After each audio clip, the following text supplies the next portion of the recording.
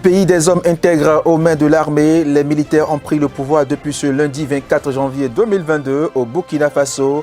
Ce nouveau coup plombe une fois encore le pays Burkina Faso dans une situation socio-politique critique. Retour sur l'histoire politique de cette nation dans cette édition.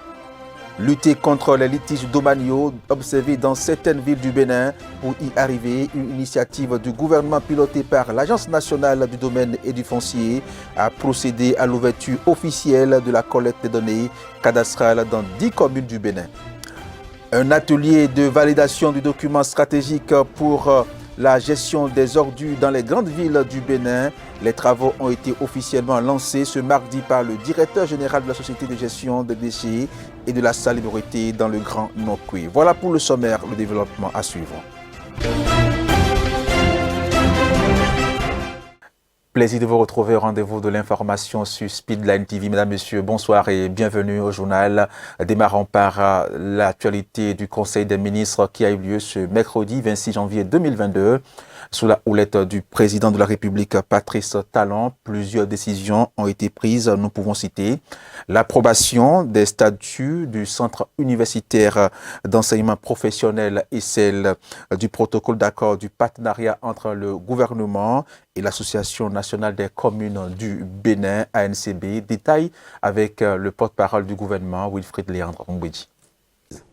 Au chapitre des mesures normatives, le Conseil a adopté le décret portant approbation des statuts du Centre universitaire d'enseignement professionnel. S'agissant des communications, le Conseil a approuvé le protocole d'accord de partenariat entre le gouvernement et l'Association nationale des communes du Bénin.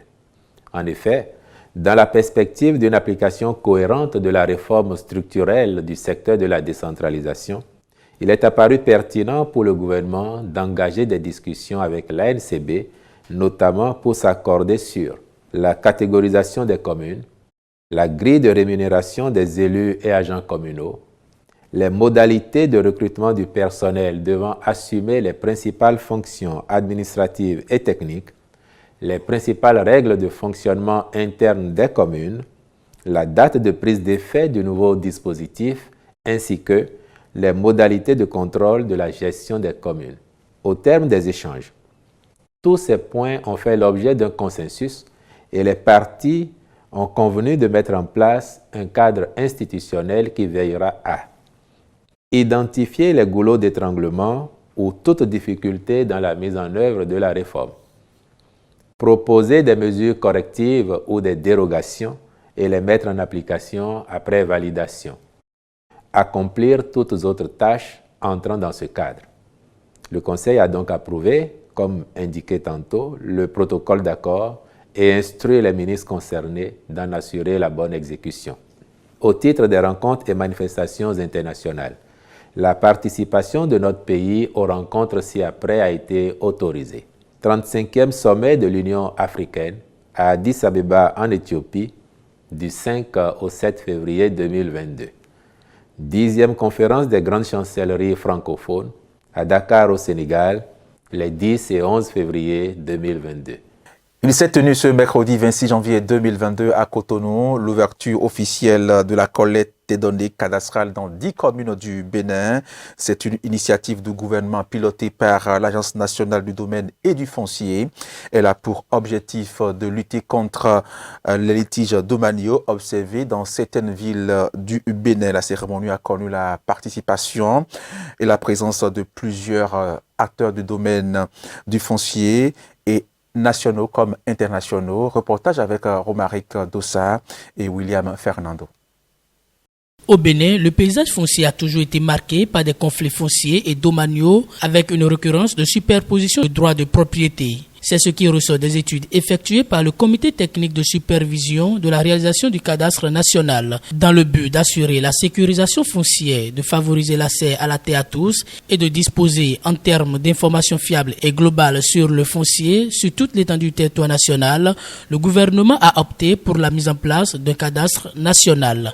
Le cadastre est défini comme étant un ensemble de techniques, des outils d'identification, d'enregistrement et de description des terres ou une représentation cartographique de l'ensemble du territoire national sur une base communale et selon sa division en parcelles de propriété. Ainsi donc, le cadastre constitue le principal socle pour la gestion et la sécurisation foncière, la maîtrise et l'amélioration de la connaissance du patrimoine foncier. L'objectif de la mise en place du cadastre est de doter le territoire national d'un outil moderne et fiable en vue d'une sécurisation efficiente du foncier. L'accompagnement des 77 communes du Bénin et de certains cabinets de géomètres experts nous permettent aujourd'hui d'élaborer et de mettre en ligne de façon progressive le cadastre sur le site www.cadastre.bj. Pour le président de l'Association nationale des communes du Bénin, c'est une opportunité pour rendre un meilleur service aux populations et d'accélérer la mise en œuvre des actions de développement au niveau local. Les autorités locales que nous sommes ne pouvons que nous réjouir d'une telle réforme qui vient mettre fin à un désordre qui n'a que trop duré.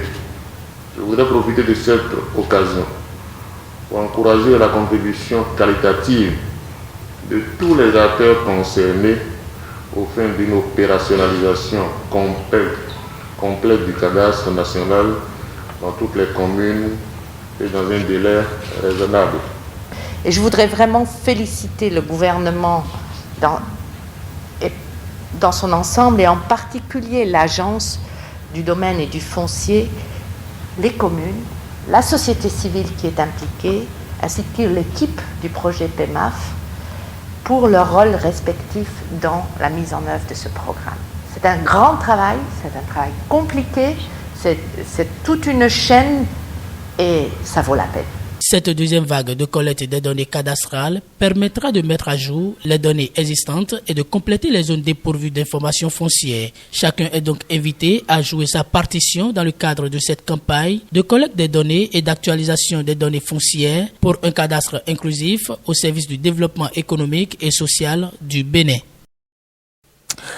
Le directeur général de la Société de gestion des déchets et de la salubrité dans le Grand Nokoué, Valérie Lawson, a procédé ce mardi 25 janvier 2022 à l'ouverture officielle de l'atelier de validation de documents stratégiques pour la gestion des ordures dans les grandes villes du Bénin. La vision est de mieux organiser et accompagner et de outiller également les acteurs dans le rendement des services auprès des populations. Cette séance qui s'est déroulée à Cotonou a connu la présence de plusieurs autorités communales. Le reportage est signé Romaric Dossa et William Fernando.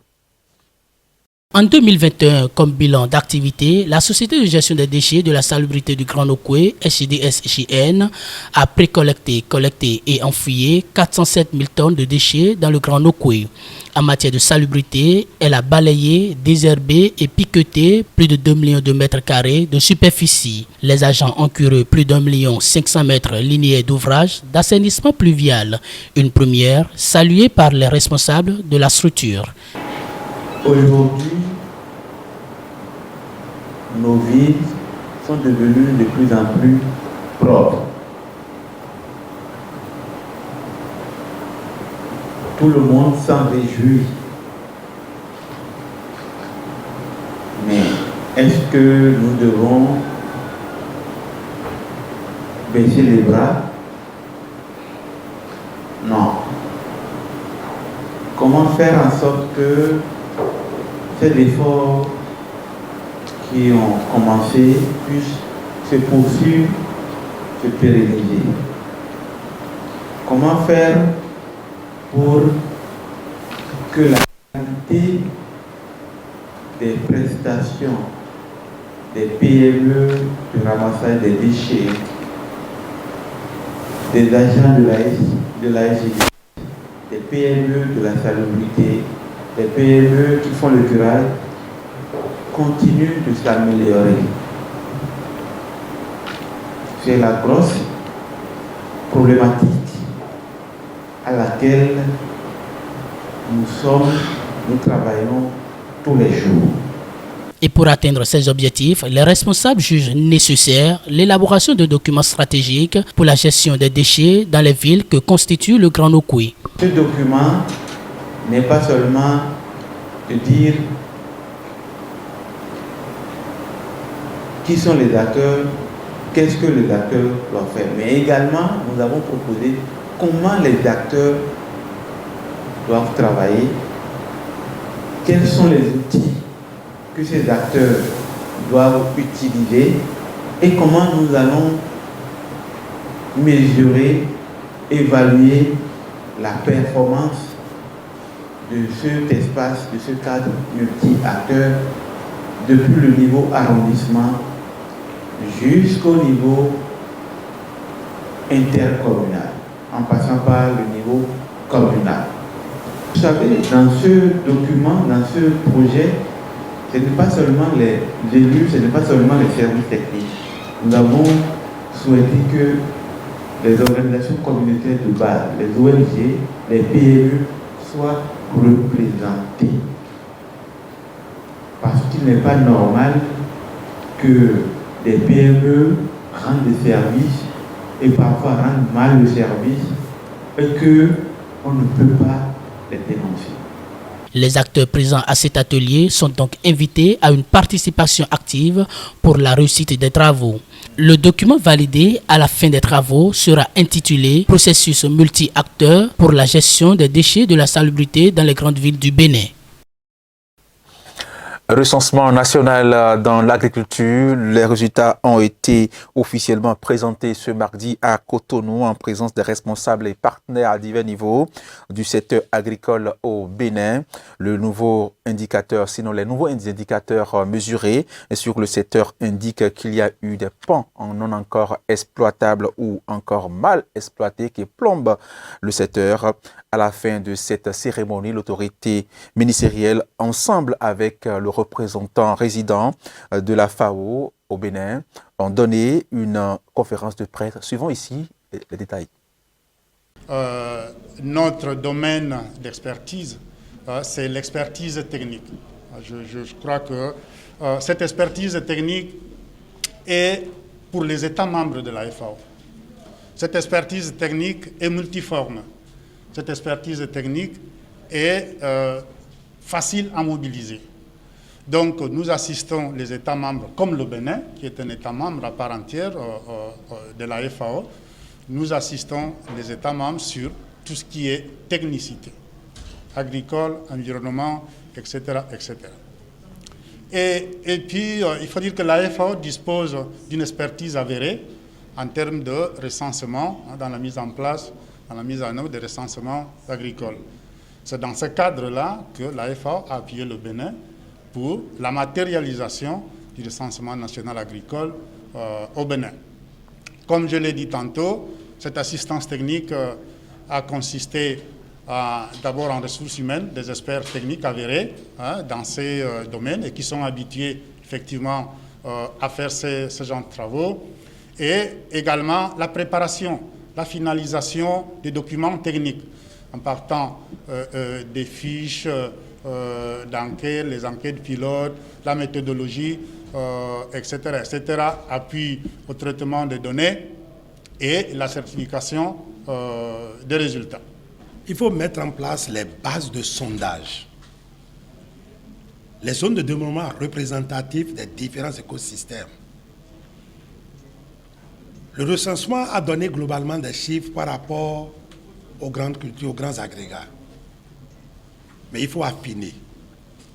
Il faut maintenant voir comment est-ce que ça s'applique à telle ou telle spéculation, à tel ou tel programme, le rapport hommes et femmes, les questions genre et autres, il faut tout cela affiner à travers les modules complémentaires. Mais même après cela, qui a l'information, le pouvoir, dit-on. Et l'information n'a de valeur que lorsqu'elle est chaude.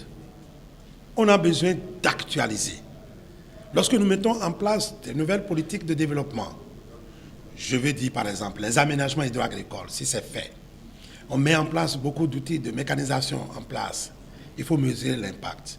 Là, on a mis en place des dispositifs de sondage assez représentatifs pour dire à chaque moment quel est aujourd'hui le niveau atteint.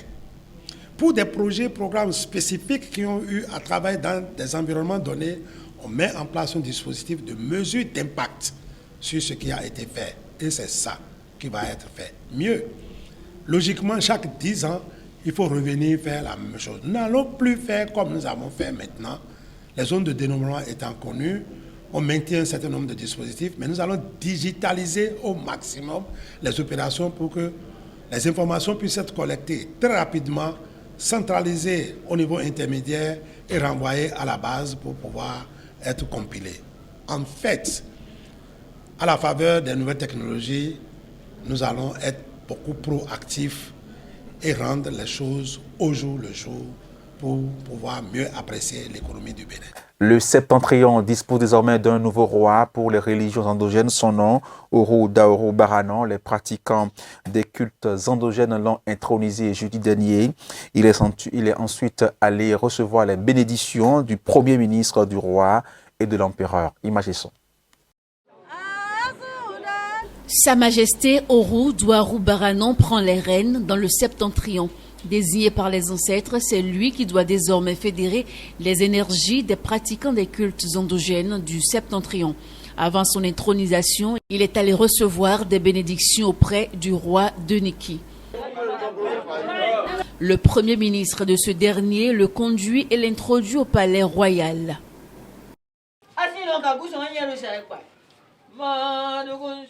Après les salutations d'usage, l'hôte du roi a été présenté. S'en suivent des conseils et bénédictions. Ils savent que, en ce qui concerne les cultes endogènes, c'est la bénédiction qui est plus chère dedans. Et les religieux endogènes savent que c'est auprès des rois qui prennent leur bénédiction, parce qu'ils sont au service de ces rois. Raison pour laquelle ils sont venus nous rendre compte de ce qu'ils ont fait depuis hier. Moi, à mon niveau, j'ai donné mes bénédictions. Et c'est à l'issue que je les ai conduits auprès de l'empereur. Alors, la bénédiction, c'est beaucoup de défis à relever. Parce qu'il y a des personnes qui sont en train de salir le nom, d'abord, de ce qui est de la culture. Mais moi, je veux d'abord prôner pour l'unité, la synchronisation, la paix. Sa Majesté Oro Daoro Baranon reçoit les attributs après une longue série de prières ponctuées des manifestations des esprits. Je l'annonçais en titre, le pays des hommes intègres aux mains de l'armée. Les militaires ont pris le pouvoir depuis ce lundi 24 janvier 2022 au Burkina Faso. Ce nouveau coup de force plombe le pays dans une situation socio-politique critique. Retour sur l'histoire du pays marquée par une succession de régimes civils et militaires plus ou moins autoritaires. Élément de réponse.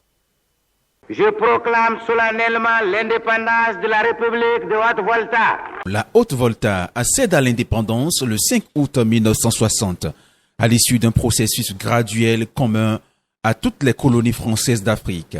Le pays connaît ensuite une évolution particulièrement chaotique, marquée par une succession de régimes civils et militaires plus ou moins autoritaires, qui ne prendra fin qu'en 1987. Premier président de la République de Haute-Volta, après avoir été Premier ministre, pendant la période transitoire, Maurice Yaméogo engage rapidement le régime dans une spirale autoritaire, voire autocratique. Son parti, le Rassemblement démocratique africain, RDA, est érigé en parti unique et les libertés publiques sont gravement mises en cause.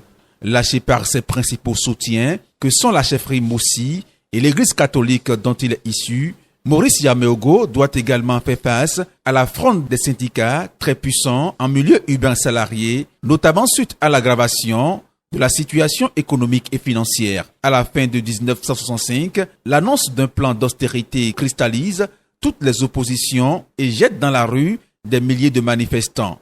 Arbitre de la situation, l'armée se saisit du pouvoir qui était à prendre.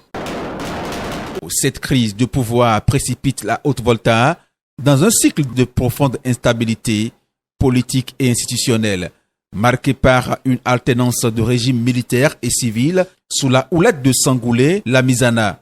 Si la nature du pouvoir est fondamentalement autoritaire, tout au long de cette période, son intensité n'en est pas moins variable et elle n'atteindra jamais le niveau communément observé en Afrique à la même époque. Cette singularité politique justifie le qualificatif de débordeur qui s'attache à l'autoritarisme du général Lamizana. Le régime doit faire face à la sécheresse qui secoue toute la région, mais aussi aux effets du premier choc pétrolier et à la guerre contre le Mali. On assiste à la départementalisation du pays. En décembre 1975, Sangoulé Lamizana émet l'idée de créer un mouvement national pour le renouveau. En réaction, une grève générale est déclenchée. Lamizana décide alors de former un gouvernement d'union nationale le 9 février 1976. Ce gouvernement est également chargé d'élaborer une nouvelle constitution le 30 novembre 1977. La constitution de la Troisième République est adoptée par référendum. La nouvelle constitution prévoit la limitation des partis politiques à 3. Les contestations sociales persistent cependant. La crise sociale aboutit à un nouveau coup d'État dirigé par le colonel Seyi Zerbo. Le 25 novembre 1980, le nouveau régime s'attache à une moralisation de la vie publique. L'absentéisme dans la fonction publique est puni, de même que l'utilisation abusive des biens publics. Ce nouveau régime devient à son tour impopulaire à cause de la restriction des libertés syndicales et politiques. Au sein de l'armée, l'indiscipline grandit. Le 7 novembre 1982, le CMRPN est renversé par le jeune officier au profil de commandant Jean-Baptiste Ouedraogo. Le CSP connaît une durée de vie très courte. Durant les 10 mois qu'il a duré, ce régime a été marqué par 2 courants politiques opposés. Le premier courant est soutenu par le nouveau président de la chefferie traditionnelle et prône un retour à l'ordre constitutionnel.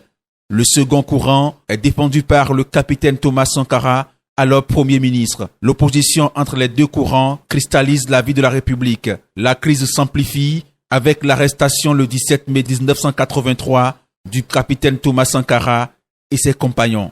Des manifestations sont alors organisées pour leur libération. Le 4 août 1983, des militaires de Pau, sous la conduite du capitaine Blaise Compaoré, renversent le CSP. Le capitaine Thomas Sankara, entre-temps écarté du pouvoir, est porté à la tête d'un conseil national de révolution. Il instaure une révolution démocratique et populaire. Le coup d'État est dirigé par son frère d'armes, le capitaine Blaise Compaoré. Le 15 octobre 1987, Blaise Compaoré, que des divergences sur la manière de conduire la révolution, oppose à Thomas Sankara, prend le pouvoir lors d'un coup d'État meurtrier.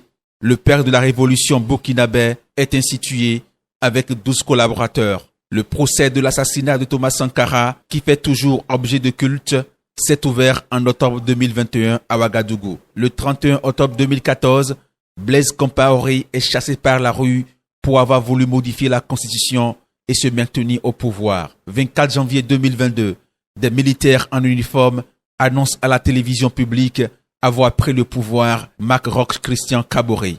Sadio Mané va bien malgré le choc frontal avec le gardien capverdien. Plus de peur que de mal pour le lion de la Teranga. Le choc tête contre tête avec le gardien du Cap-Vert a été très violent et a sonné l'attaquant sénégalais. Mais tout est rentré dans l'ordre. À présent, son médecin l'assure et le joueur l'a confirmé sur son compte Instagram. Plus de peur que de mal pour Sadio Mané. Le choc tête contre tête avec le gardien du Cap-Vert a été très violent et a sonné l'attaquant sénégalais. Mais tout est rentré dans l'ordre à présent. Son médecin l'assure et le joueur l'a confirmé sur son compte Instagram. Après ce choc frontal, Sadio Mané avait été pris de vertige et avait été finalement remplacé par Bamba Dieng. KO également le gardien capverdien dont la sortie non maîtrisée lui a valu une exclusion. Lors de ces 8e de finale de la CAN, les Lions de la Teranga ont éliminé les requins bleus capverdiens 2-1. Les Sénégalais croiseront la route du Mali ou de la Guinée équatoriale dimanche. Sadio Mané participera-t-il à ce quart de finale?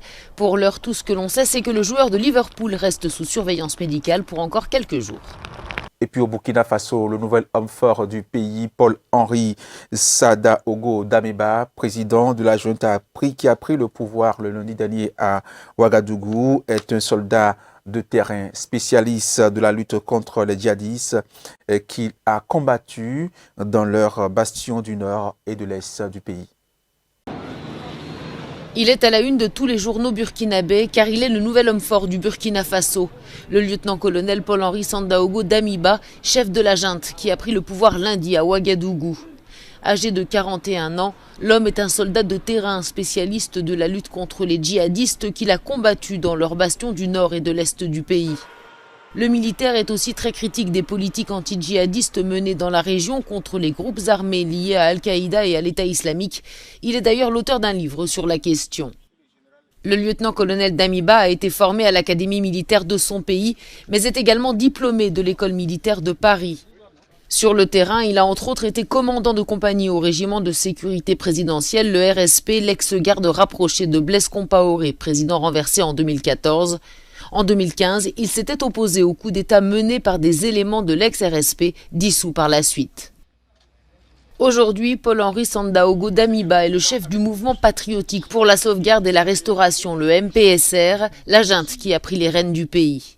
Il dénonce en particulier la dégradation continue de la situation sécuritaire au Burkina Faso et, je cite, l'incapacité manifeste du pouvoir du président Roch Kaboré. Vers un deuxième mandat pour Tedros, la voie est libre pour un deuxième mandat pour le président de l'OMS. Ceci après un vote de procédure mardi, au cours duquel l'Éthiopien a reçu le soutien de tous les pays participants.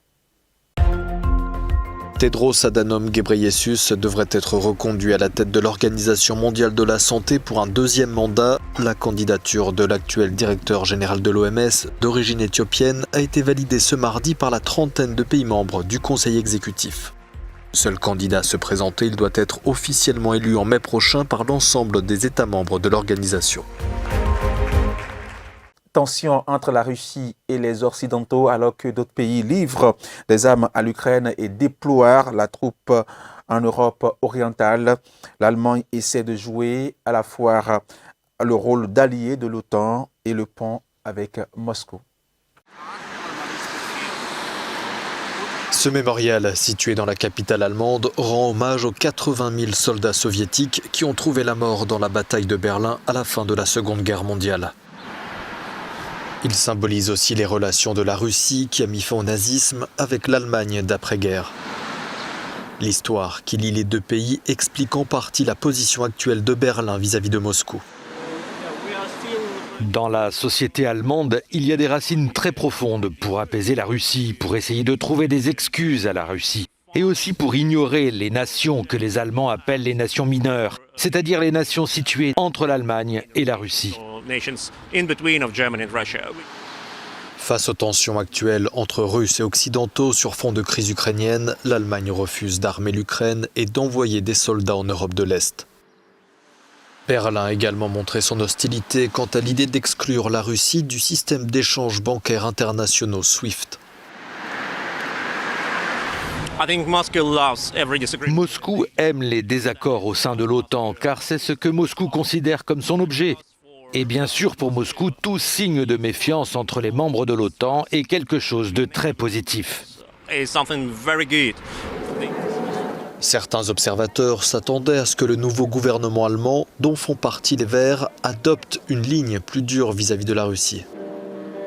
Pour le Conseil allemand des relations étrangères, le gouvernement semble ne pas être d'accord en interne sur la position à adopter. Le ministre des Affaires étrangères dit une chose, le SPD au Bundestag une autre chose et le chancelier dit ses propres choses. Mais on ne sait pas quelle est la position réelle de l'Allemagne. Alors que d'autres pays livrent des armes à l'Ukraine et déploient des troupes en Europe orientale, l'Allemagne essaie de jouer à la fois le rôle d'allié de l'OTAN et de pont avec Moscou. Il y a un nouveau gouvernement ici en Allemagne, mais l'approche douce, prudente vis-à-vis de la Russie est très similaire à celle de l'ancien gouvernement. C'est une position que de nombreux alliés de l'Allemagne au sein de l'OTAN trouvent très frustrante. Mais c'est une position qui, selon de nombreuses personnes ici en Allemagne, a bien servi le pays et l'Europe au cours des dernières décennies. This is Jonah Kellgren, Euronews, Berlin. Ni plus ni moins, c'est tout pour cette édition. Mesdames, Messieurs, merci de l'avoir suivi. Merci également à tous ceux qui ont participé à sa préparation et puis à sa présentation. Mesdames, Messieurs, portez-vous bien. Retrouvez juste derrière moi l'édition anglaise avec nos partenaires de la Deutsche Welle. Portez-vous bien.